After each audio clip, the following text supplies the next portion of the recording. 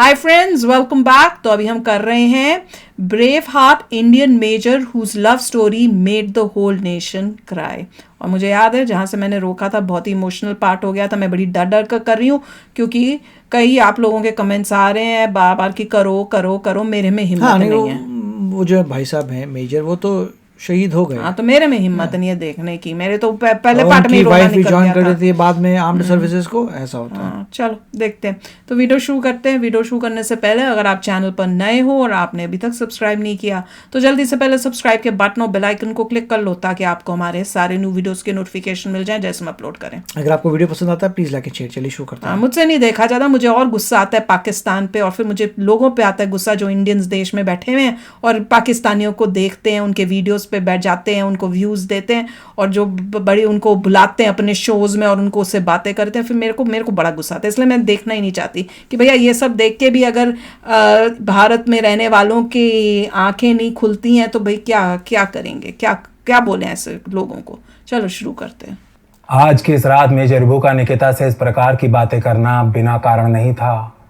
आज यानी कि 17 फरवरी 2019 के दिन 55RR को एकदम ताज़ा इनपुट मिला था। इनपुट जिसके अनुसार जैश के 3 आतंकी काकापुरा के पास पिंगलाना नामक एक गांव में छिपे हुए थे। 3 दिन पहले सीआरपीएफ के 40 जवानों के प्राण निकलने वाला आदिल अहमद डार भी काकापुरा का ही रहने वाला था। पूरे 3 दिनों तक सर्च ऑपरेशंस और कई संदिग्धों से पूछताछ करने के बाद आखिरकार 55RR को वो ब्रेक मिल ही गया था। वो ब्रेक जिसका इंतजार कश्मीर में पोस्टेड हर फौजी अत्यंत बेसब्री से कर रहा था। 11:30 बजे अपने सीओ से अनुमति लेने के बाद मेजर विभू और मेजर सौरभ पाटनी 3-3 जवानों की टीम्स के साथ टारगेट लोकेशन के लिए निकल जाते हैं। साउथ कश्मीर में आज की शाम ताजा बर्फबारी हुई थी और चारों तरफ बर्फ की एक चादर बिछ गई थी।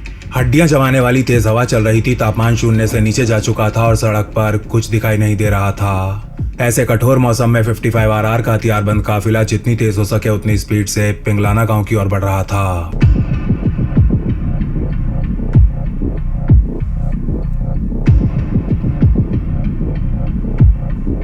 पुलवामा जिले में पड़ने वाले इस गांव के अंदर 30-30 घरों के 2 आयताकार ब्लॉक्स बने हुए थे और इन दोनों ब्लॉक्स के बीचों बीच गांव की मेन रोड गुजर रही थी। गांव से थोड़ी दूरी पर गाड़ियां रोकने के बाद 55RR के दोनों मेजर्स अपनी टीम्स को ले पैदल गांव की तरफ बढ़ने लगते हैं और गांव की बाउंड्री पर पहुंचने के बाद अपने प्लान को रिवाइज करने में लग जाते हैं। इस प्लान के अनुसार रोड के एक साइड बने घरों को मेजर सौरभ की टीम को सर्च करना था और दूसरी साइड मेजर विभू की टीम को। मेजर सौरभ को गुड लक कहने के बाद मेजर विभू और उनकी टीम अपने ब्लॉक में बने पहले घर के अंदर घुस जाते हैं और थोड़ी देर बाद जैसे ही दूसरे घर के सामने पहुंचते हैं मेजर विभू के पांव खुद ब खुद रुक जाते हैं। ये वाले घर में कुछ हुआ। इस घर के ऊपर एक नजर डालते ही मेजर विभू की नसों में खतरे की लहर दौड़ने लगी थी। मेजर विभू से इशारा मिलते ही उनके साथी इस घर के लोगों को बाहर निकालना शुरू कर देते हैं और गांव के दूसरे छोर पर मौजूद मेजर सौरभ को भी रेडियो पर यह अपडेट तुरंत भेज दी जाती है। घर खाली होने के बाद मेजर विभू के नेतृत्व में उनके 3 जवान घर के अंदर प्रवेश कर जाते हैं। उनसे थोड़ी दूरी पर सर्च ऑपरेशन कर रहे मेजर सौरभ अपने रेडियो पर कान लगाए अपने नाखून चबाने लगते हैं और ठीक 5 मिनट बाद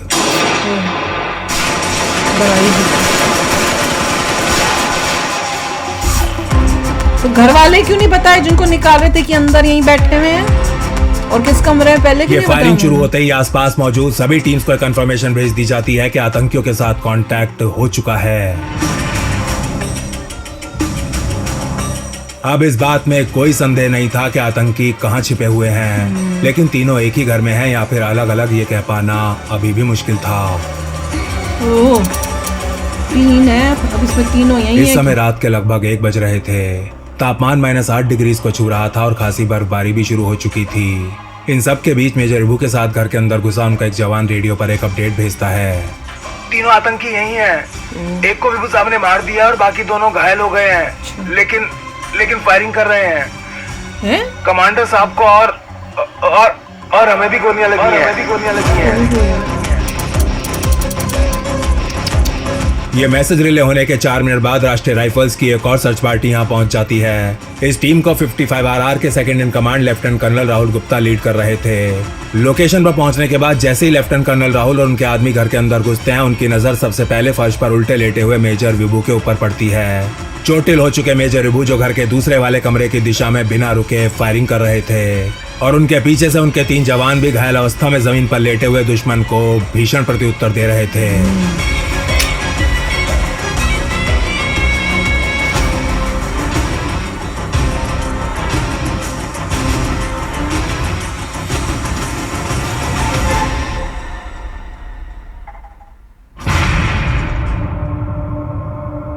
लेफ्टिनेंट कर्नल राहुल की टीम को देखते ही मेजर रिबू उनकी तरफ वहीं रुकने का इशारा करते हैं, उनसे अपने साथियों को बाहर निकालने के लिए कहते हैं और फिर आगे की तरफ रेंगते हुए अपने साथियों को पीछे हट कवर लेने का आदेश देते हैं। अभी लेफ्टिनेंट कर्नल राहुल और उनके जवान मेजर रिबू के 2 साथियों को घर से बाहर निकालने में लगे हुए थे कि तभी दूसरे कमरे से फायरिंग कर रहे आतंकियों में से 2 बाहर बने तबेले की तरफ दौड़ना शुरू कर देते हैं। इनको तो ये लगी देखते हुई ही थी। मेजर रिबू और उनका बड़ी हवलदार शिवराम भी दोनों के पीछे भाग पड़ते हैं और जैसे ही तबेले के सामने पहुंचते हैं तबेले पर लगे लकड़ी के दरवाजे को चीरती हुई कई गोलियां इन दोनों भारतीय फौजियों के बाहर भी कोई जाती हैं। गोलियां लगते ही मेजर रिबू अपने एक हाथ से अपने बड़ी को धक्का दे नीचे जमीन पर गिरा देते हैं और फिर किसी तरह खुद को संभालते हुए अपनी राइफल से इस तबेले के ऊपर ताबड़तोड़ गोलियां बरसाना शुरू कर देते हैं। 3 से ज्यादा थे। उनके और लोग भी रह चुके होंगे एम्बुश हो गए।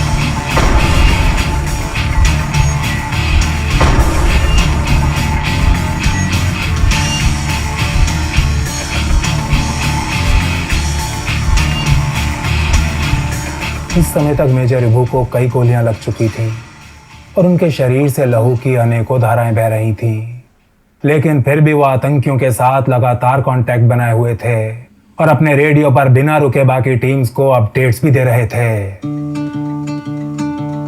हर बीतते क्षण के साथ मेजर रिबू की नजर धुंधली पड़ती जा रही थी। उनका गला बुरी तरह सूख रहा था और सांसें लेना बहुत ज्यादा भारी हो गया था, लेकिन इसके बावजूद भी वो तब तक फायरिंग करते रहते हैं जब तक तबेले के अंदर से आ रही गोलियों की आवाज पूरी तरह शांत नहीं हो जाती।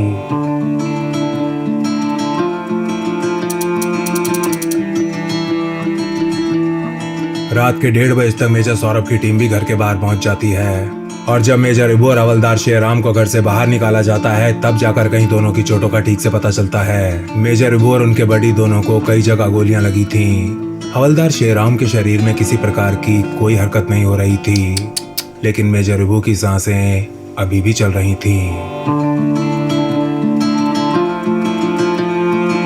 भारी बर्फबारी के कारण घायल फौजियों को हेलीकॉप्टर से लिफ्ट करना बिल्कुल भी संभव नहीं था, इसीलिए बिना कोई समय गवाए मेजर सौरभ तुरंत चारों फौजियों को गाड़ियों में लेटा 92 बेस हॉस्पिटल के लिए भेज देते हैं। इधर मेजर रिबू को ले 55 RR की गाड़ी श्रीनगर के लिए निकलती है और उधर देहरादून में गहरी नींद सो रही निकिता की आंखें अपने आप खुल जाती हैं। बाहर सड़क पर जल रही स्ट्रीट लाइट से घर के अंदर हल्का उजाला होने के बावजूद भी उसे कुछ दिखाई नहीं दे रहा था। इस काले से अंधेरे में बिस्तर पर पड़े अपने फोन को ढूंढने के बाद निकिता फोन की लाइट ऑन करती है, लेकिन उसे फिर भी कुछ दिखाई नहीं देता। घबराहट के मारे उसका जीव पर आने लगता है और चारों तरफ एक जानी पहचानी महक फैल जाती है, जैसे मानो आसपास कोई सिगरेट पी रहा हो। निकिता तुरंत बैठी हो अपनी आंखें मलते हुए अंधेरे में इधर उधर देखने का प्रयास करने लगती है कि तभी उसे अपने कानों में मेजर रिबू की आवाज सुनाई देती है। Nikita, Nikki, I love you baby। Nikita की नसों में बह रहा खून ठंडा सुन्न पड़ जाता है। वो एक डरे हुए छोटे से बच्चे की तरह अपने सर के ऊपर चादर ओढ़ दोबारा लेट जाती है और मन ही मन गायत्री मंत्र का जाप करने लगती है। तत्पुरुषाय विद्महे महादेवाय धीमहि तन्नो रुद्र प्रचोदयात्। कुछ देर बाद जब उसका मन थोड़ा शांत होता है तो वो चादर से अपना मुंह बाहर निकाल एक बार फिर खिड़की की तरफ देखती है। इस बार उसे बाहर से आ रही रोशनी बिल्कुल साफ दिखाई दे रही थी और सिगरेट की वो महक भी गायब हो चुकी थी। इसके बाद निकिता सोने का बहुत प्रयास करती है, लेकिन एक क्षण के लिए भी सो नहीं पाती। तत्पुरुषाय विद्महे महादेवाय धीमहि तन्नो रुद्र प्रचोदयात्। उधर पिंगलाना से निकलने के लगभग 40 मिनट बाद मेजर रिबू और उनके तीनों साथी 92 बेस हॉस्पिटल पहुंच जाते हैं और ठीक 2:15 पर मां भारती के इन 4 सपूतों को डॉक्टर्स द्वारा बलिदानी घोषित कर दिया जाता है। तत्पुरुषाय विद्महे महादेवाय अभी भी पिंगलाना में सर्च ऑपरेशन कर रहे मेजर सौरभ को जब ये समाचार मिलता है तो एक क्षण के लिए उनके हाथ पैर सुन्न पड़ जाते हैं। वो अपनी टीम से थोड़ी दूर जाए एक अलग सी जगह ढूंढते हैं और खुद को सबसे छिपाने के बाद सुबक सुबक कर रोना शुरू कर देते हैं। तन्नो रुद्र प्रचोदयात्।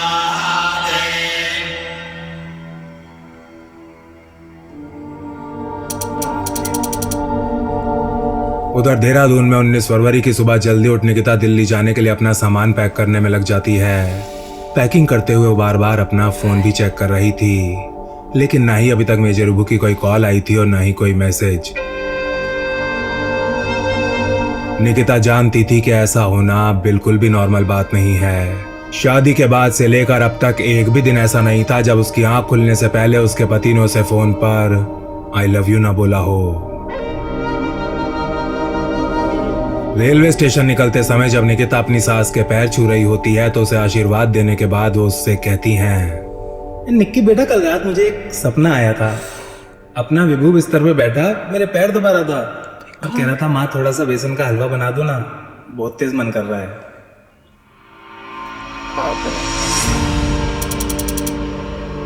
सुबह के 7:30 बज रहे थे। निकिता ट्रेन में बैठ चुकी थी और ट्रेन को देहरादून स्टेशन से निकले आधा घंटा हो चुका था, लेकिन अभी तक मेजर विभू की कॉल नहीं आई थी। आज उनका फोन क्यों नहीं आया अभी तक? भगवान जी सब ठीक तो है ना? प्लीज सब कुछ ठीक रखना। ट्रेन में बैठी निकिता के मन में इस प्रकार के विचारों का एक भूचाल सा आया हुआ था कि तभी उसका फोन बजने लगता है, लेकिन फोन की स्क्रीन पर दिख रहा नंबर मेजर विभू का नहीं बल्कि 55RR के एक दूसरे ऑफिसर का था। Hello, good morning ma'am. मैं श्रीनगर से बोल रहा हूँ। वो मेजर विभूति को थोड़ी चोट लगी है। वैसे डॉक्टर उन्हें ठीक करने की पूरी कोशिश कर रहे हैं मैम, आप प्लीज टेंशन मत लीजिएगा।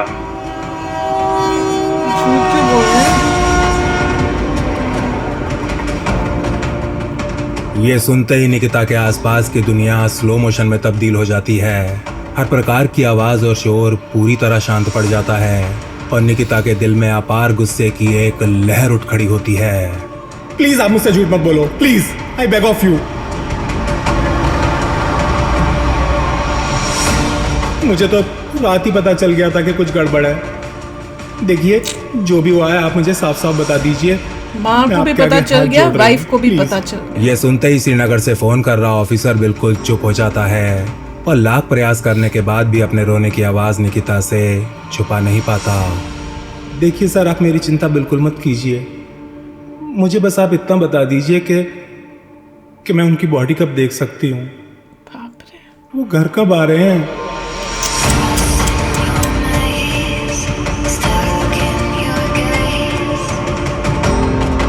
निकिता की इतनी हिम्मत देखते हुए ऑफिसर अपनी आंखें पहुंचते हुए उसे बताता है कि मेजर विभू के पार्थिव शरीर को पहले पालम एयरपोर्ट ले जाया जाएगा और फिर वहां से शाम तक देहरादून। इस समय तक निकिता की ट्रेन देहरादून से बाहर निकल चुकी थी।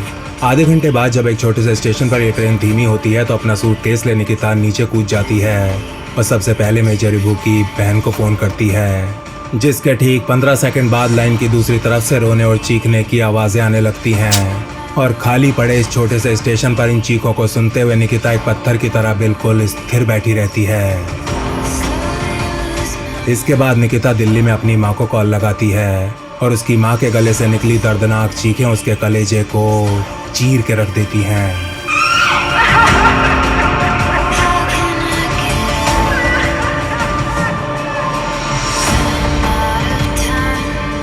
इस रेलवे स्टेशन से एक टैक्सी कर निकिता वापस देहरादून के लिए निकल जाती है। उसकी आंखों के सामने गहरी सी धुंध छा रही थी और अपने गले और हाथों में उसे अचानक एक बहुत भारी सा बोझ महसूस होने लगा था। टैक्सी में बैठी निकिता एक कर अपने मंगलसूत्र, चूड़ियां और कान के झुमकों को गुस्से में नोचना शुरू कर देती है। कल तक उसकी सुंदरता में 4 चांद लगाने वाले आभूषण आज उसे दुनिया का सबसे भारी बोझ लग रहे थे।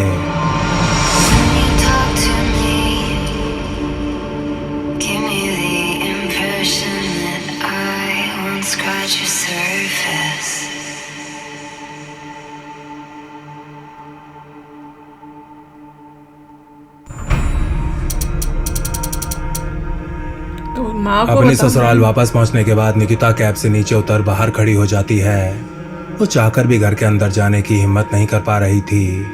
उसे समझ नहीं आ रहा था कि वो अपनी सास को उनके इकलौते बेटे की वीरगति का समाचार आखिर कैसे देगी। थोड़ी देर बाद यहाँ रिश्तेदारों और मीडिया वालों का आगमन शुरू हो जाता है और जब मेजर विभू की माँ को एक दुखद समाचार मिल जाता है तब जाकर कहीं निकिता घर के अंदर अपने कदम रखती है। चली मैं पिया के देश, हो चली मैं पिया के देश, छुपके छुपा के नजर चुरा के देखी सूरतिया मन में। निकिता को देखते ही श्रीमती सरोज उसे कसकर गले लगा लेती हैं और फिर बेहोश होकर नीचे जमीन पर गिर पड़ती हैं। अपनी सास की ऐसी हालत देख निकिता भी आखिर अपना आपा खो ही देती है और थोड़ी देर रोने के बाद वो भी बेहोश हो जाती है। मैं पिया के देश।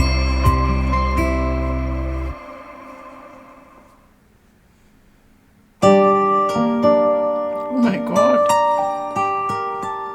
इस सब के बीच रात के लगभग 8 बजे तिरंगे में लिपटा मेजर विभू का पार्थिव शरीर देहरादून में उनके घर पहुंच जाता है। अगले दिन की सुबह मेजर विभू के ताबूत को उनके परिवार और रिश्तेदारों द्वारा अंतिम दर्शन के लिए खोल दिया जाता है। अपने पति को बार बार आई लव यू बोल रही निकिता उनके ताबूत पर दस्तक भी दिए जा रही थी। एक आह भरी होगी हमने न सुनी होगी। उसके अंदर चमत्कार की उम्मीद ने अभी भी दम नहीं तोड़ा था। उसे ये लग रहा था कि उसकी ये दस्तक सुन मेजर विभू स्वर्ग लोक के दरवाजे से भी वापस लौट आएंगे, लेकिन ऐसा कुछ नहीं होता।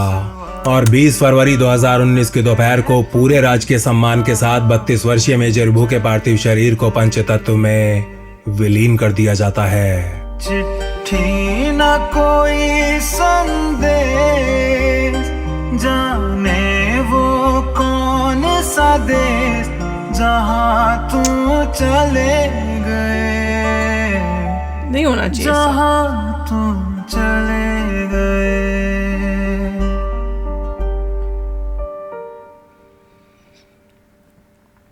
God. मेजर विभू के स्वर्ग से धारने के केवल 2 हफ्ते बाद ही निकिता ऑफिस जाना शुरू कर देती है। उसे ये लग रहा था कि वो खुद को काम में डुबा लेगी और मेजर विभू से याद नहीं आएंगे, लेकिन होता ठीक इसका उल्टा है। खाते पीते सोते जागते हर जगह निकिता को मेजर विभू ही दिखाई दे रहे थे। अपने लैपटॉप पर बैठी जब वो काम कर रही होती तो पीछे से आ उसके कानों में बातें भी कर रहे थे।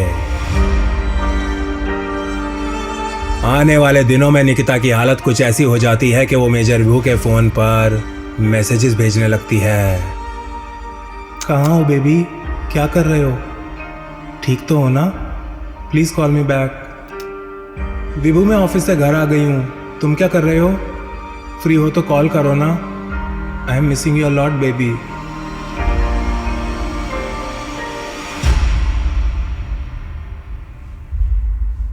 ना जाने क्यों पर निकिता को पूरा विश्वास था। उसे विश्वास था कि उसके मैसेजेस पढ़ मेजर विभू उसे कॉल बैक या रिप्लाई जरूर करेंगे, लेकिन जल्दी उसका यह विश्वास भी टूट जाता है। और जब ऐसा होता है तो उसके आसपास पहली वो घनघोर काली स्याह धुंध थोड़ी हल्की पड़ने लगती है और उसे अपने जीवन की इस नई वास्तविकता का पहली बार ठीक से आभास होता है। एक आभास जो उसे अत्यंत गंभीर डिप्रेशन में धकेल देता है। अब ज्यादातर समय वो अकेली अलग थलग रहने लगती है और खुद को पूरी तरह अपने काम में डुबा लेती है। एक रात अपने घर की बैल्कनी में खड़ी निकिता के दिमाग में उल्टे सीधे विचार आ रहे थे और वो जिंदगी और मौत को अकेलेपन के तराजू में तौलती हुई खुद के शरीर को बैल्कनी के ग्रिल से नीचे की ओर झुकाने लगती है।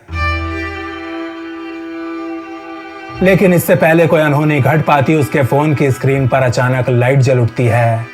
वो ग्रिल से थोड़ी दूर जा अपना फोन उठाती है और सब कुछ खत्म करने से पहले एक आखिरी बार मेजर विभू के पुराने मैसेजेस पढ़ने लगती है। और ऐसा करते हुए उसकी नजर अपने पति के कुछ महीने पुराने एक ऑडियो मैसेज के ऊपर पड़ती है, जिसमें मेजर विभू उसके लिए उसका सबसे फेवरेट गाना गा रहे थे। हम तुम कितने पास, कितने दूर है चांद सितारे, सच पूछो तो मन को झूठे लगते हैं ये सारे।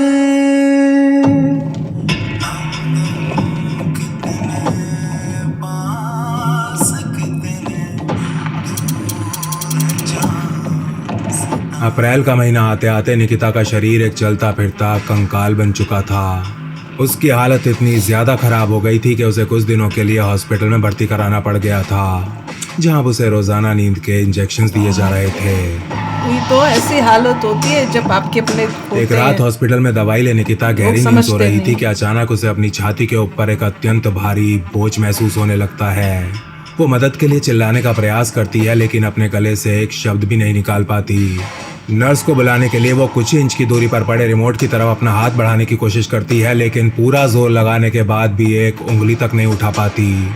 और तभी उसकी आंखों के सामने मेजर विभू की परछाई उभरने लगती है।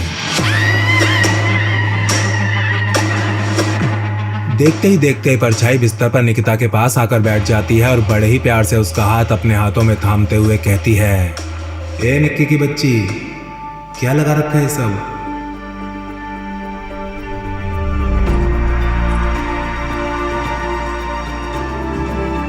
तुम्हें पता है कि उस रात जब मुझे गोलियां लगी तो मुझे इतना सा भी दर्द नहीं हुआ था, लेकिन अब तुम्हारी हालत देखकर ना मुझे बहुत ज़्यादा दर्द हो रहा है बेबी। देखो तुम्हें मेरी कसम है, प्लीज़ ऐसा मत करो। सुबह जब तुम सोकर उठोगी ना निक्की, तो तुम्हारे सामने एक नर्स खड़ी होगी। उस नर्स का हाथ पकड़कर उससे कहना कि मेरी जान बचाने के लिए मेरे पति आपको थैंक यू बोल रहे हैं।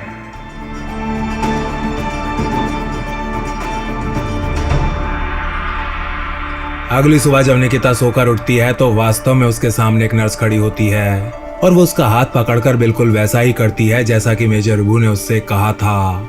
यही वो क्षण था जब निकिता कौल दौंडिया जिंदगी से हारने का नहीं बल्कि लड़ने का वचन अपने पति को देती है। और आज के इस दिन से ठीक 1 साल बाद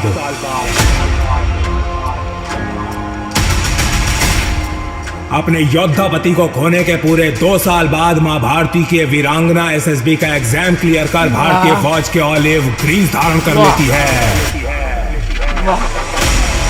मैं तो भूल गई थी, मुझे लगा टीचर बन रही है। पहले कुछ था ना, वो टीचर बन के पूरा टाइम फिर शादी नहीं करती। वाह,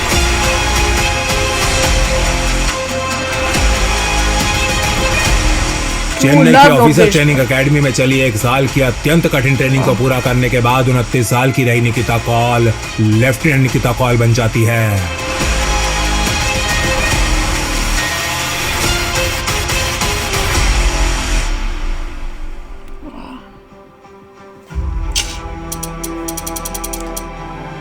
अपनी ग्रेजुएशन वाले दिन मेजर विभू को याद करते हुए लेफ्टिनेंट निकिता आज पहली बार मीडिया को इंटरव्यू भी देती है। मैं आशा करती हूँ कि विभू को मेरी श्रद्धांजलि अच्छी लगी होगी। हाँ, मुझे आर्मी यूनिफॉर्म में देख के वो पक्का हंस रहे होंगे, लेकिन आज वो मेरे ऊपर गर्व भी जरूर महसूस कर रहे होंगे।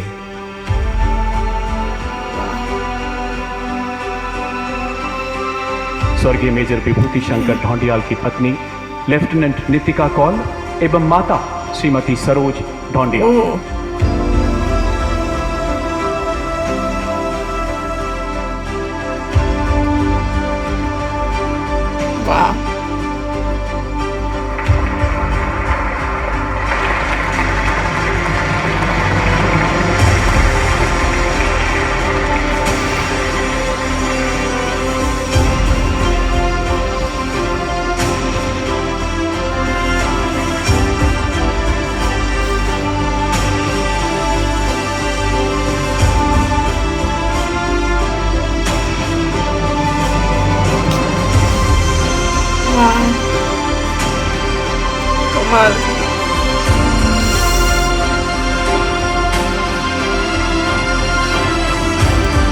Beautiful beautiful. इसमें देखिए एक चीज़ देखिए कि इसमें प्रेसिडेंट जो है खुद चल के आए थे वहाँ तक। अच्छा मैंने तो देखा ही नहीं। नॉर्मली ये होता है कि आपको वहाँ खड़ा रहना होता है, प्रेसिडेंट बस वहीं जरा से चलते हैं। यहाँ पे प्रेसिडेंट पूरा यहाँ तक चल के आए थे रिस्पेक्ट दिखाने के लिए। अरे इस देखो तो सही, इस पे मूवी बनाओ यार, जिनको मूवियाँ बनानी है ये मूवियाँ बनाओ। क्या गंद बनाते हो यार, क्या गंद बनाते हो, मुझे तो गुस्सा आ रहा है। भाई साहब ने भी बहुत अच्छी बहुत सुंदर बनाई है, बहुत इमोशनल वीडियो बनाई थी। और खासकर जब जहाँ पे रियल क्लिपिंग्स लगाई ना, वो तो इतना टच कर गई, इतना टच कर गई। और एंडिंग में वहाँ पे मोदी जी बैठे हैं, सब बैठे हैं, और माँ और वो उनकी वाइफ, और सबसे मतलब ये देख के इतना वो हुआ कि भैया वाइफ ने फिर खुद आर्मी ज्वाइन कर ली, कि मैंने अपने हस्बैंड के उसी मतलब पूरी जॉब छोड़कर, पूरा अपना करियर छोड़ के वो नई जॉब लेना जो इतनी टफ होती है, कमाल है, कमाल है। दिस इज ये है अपने देश, ये हमारे, ये है सच्चे देशभक्त जिनको कहते हैं ना, वो ये है। ये देखो हस्बैंड और वाइफ दोनों कमाल की स्टोरी, बहुत ही मोटिवेशनल थी, इतनी मतलब इमोशनल। इसकी वीडियो बनाओ मूवीज, ताकि हमारे जो है बच्चे देखें और कुछ सीखें यार, कुछ अच्छा बनाया करो। Too touching. चलो आप भी शेयर करना अपने थॉट्स। चलते हैं, मिलेंगे नेक्स्ट वीडियो में बहुत ही जल्द। Till then take care and bye bye. तो अगर आप मेरे इस चैनल पे नए हो तो जल्दी से सब्सक्राइब के बटन को हिट करो और बेल आइकन को क्लिक करो, ताकि आपको मेरा जब नया वीडियो मैं लगाऊं आपको उसके बारे में जल्दी से पता चल जाए।